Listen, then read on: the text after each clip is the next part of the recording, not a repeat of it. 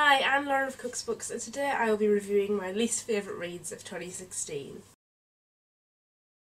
Just to clarify, these are my personal opinions and I'm going to try and explain them as best I can. If you love some of these books, I'm not judging you, I'm just saying they weren't for me. Not all these books were published this year, they were just from the pile of things I'd read and didn't enjoy. So starting with my 10th least favourite book of the year, we have The Buried Giant by Kazuo Ishiguro.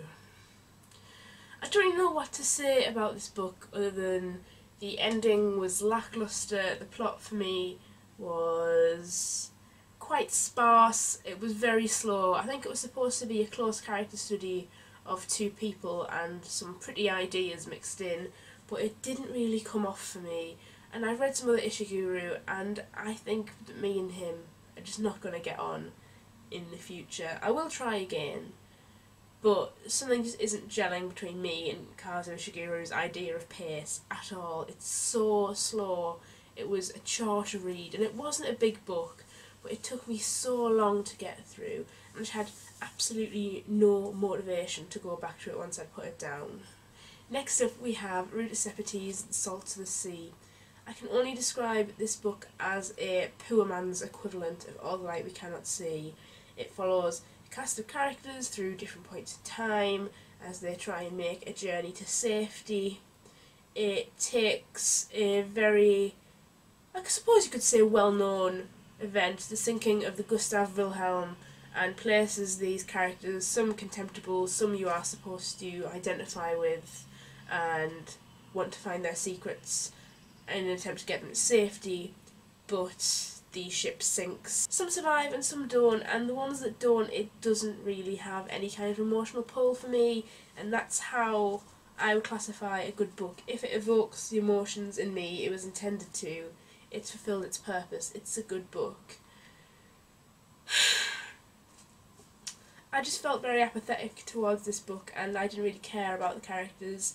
There was nothing that really made me want to find out the backstories that were just told to us. There was no kind of intuition needed on your part, it would all be unravelled for you.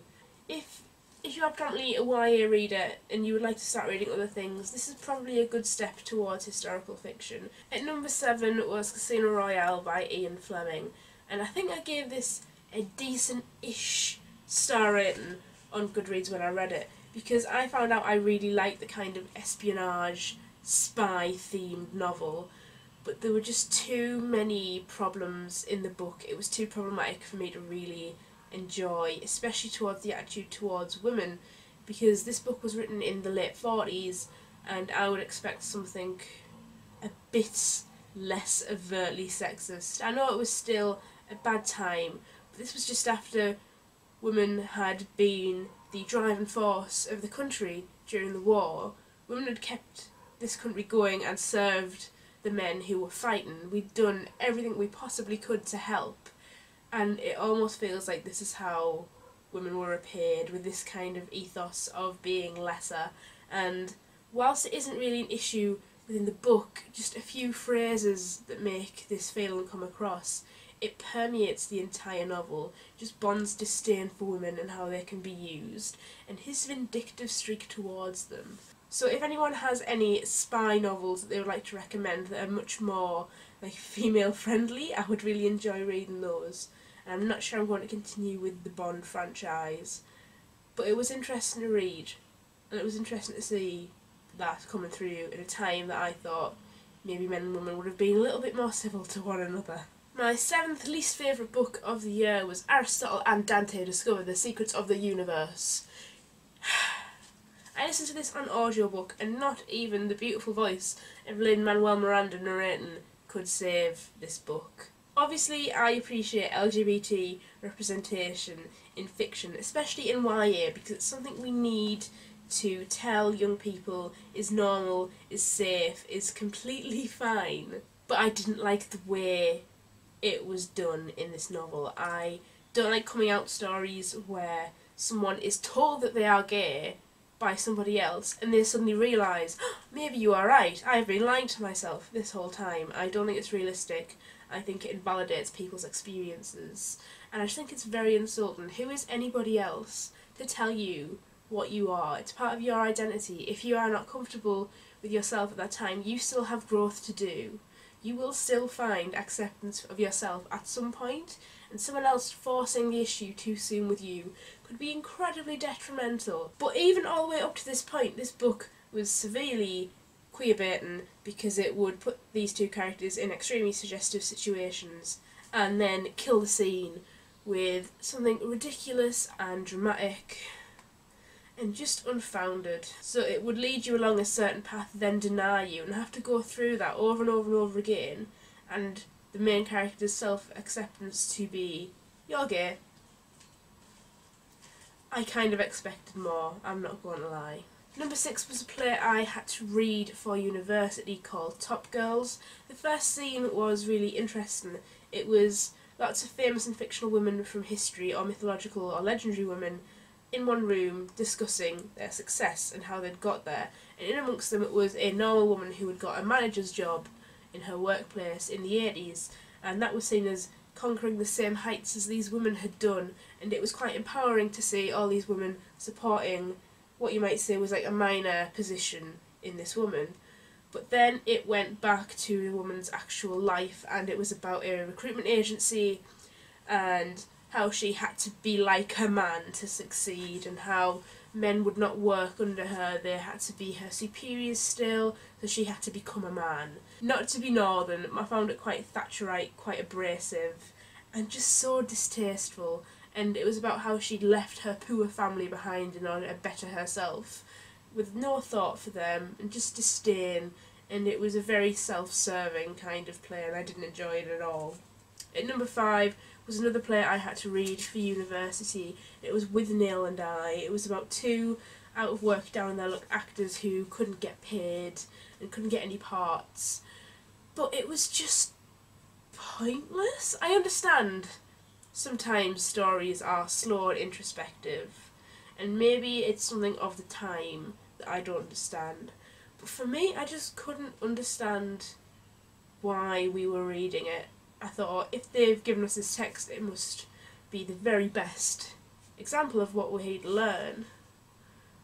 But I was just clueless. I didn't understand any redeeming features of it at all. At number 4 is The Gate of 100 Sorrows by Rudyard Kipling.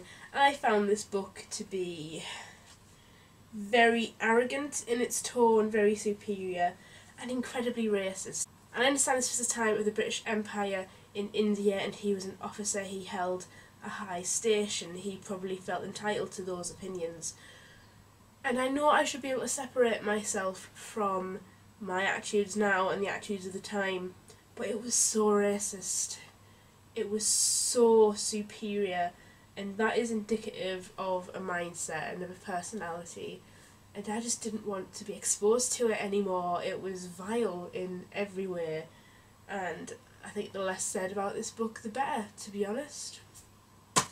My third least favourite book of the year was The Chimes by Anna Smale.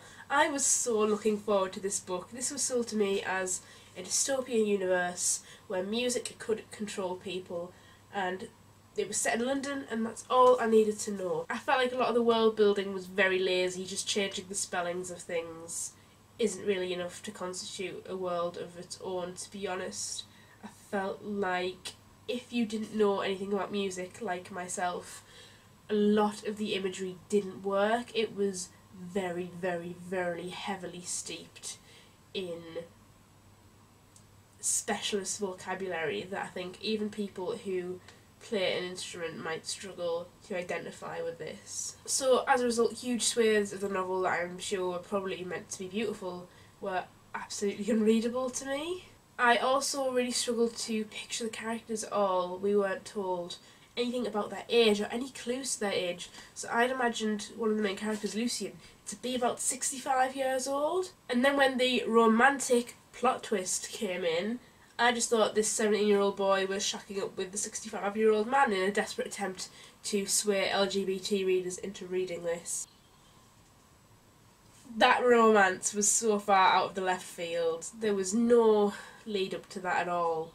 It was just, there you go, they're in love now. I'm getting less and less fair as this video goes on, and I'm just ranting. I was trying to be as impartial as possible.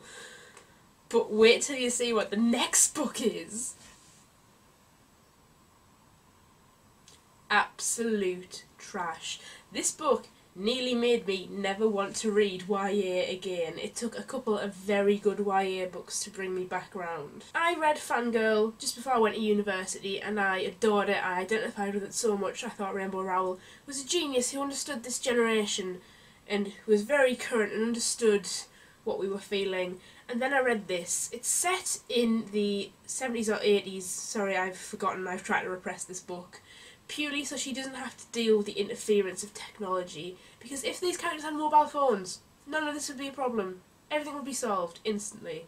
They would probably never have met. It is very formulaic in a sense of both characters being set up and plot.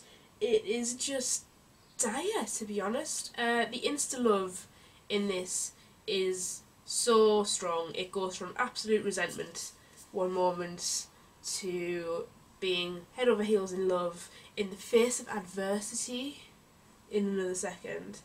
And just the attempt to be inclusive in this was blatantly obvious. It kind of felt like it was exploitative in some ways. I just found it very distasteful, very poorly plotted, very poorly executed. I don't even think there was a good idea at the base of this to be executed poorly. I didn't like it. And finally, my least favourite book of the year is a somewhat controversial one. I think it's caused a lot of divides on BookTube and in the wider fandom. It was a big release this year.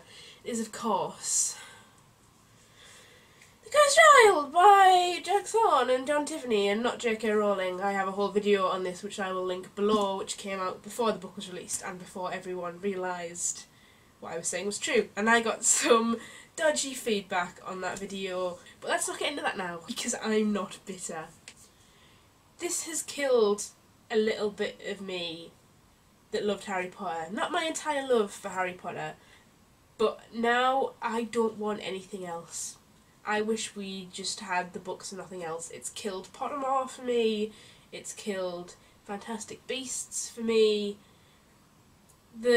What was so beautiful is just being exploited now and built upon until there is nothing of the original left. But I don't know what she was thinking. I can find no justification for this. So me and J.K. Rowling aren't a thing anymore.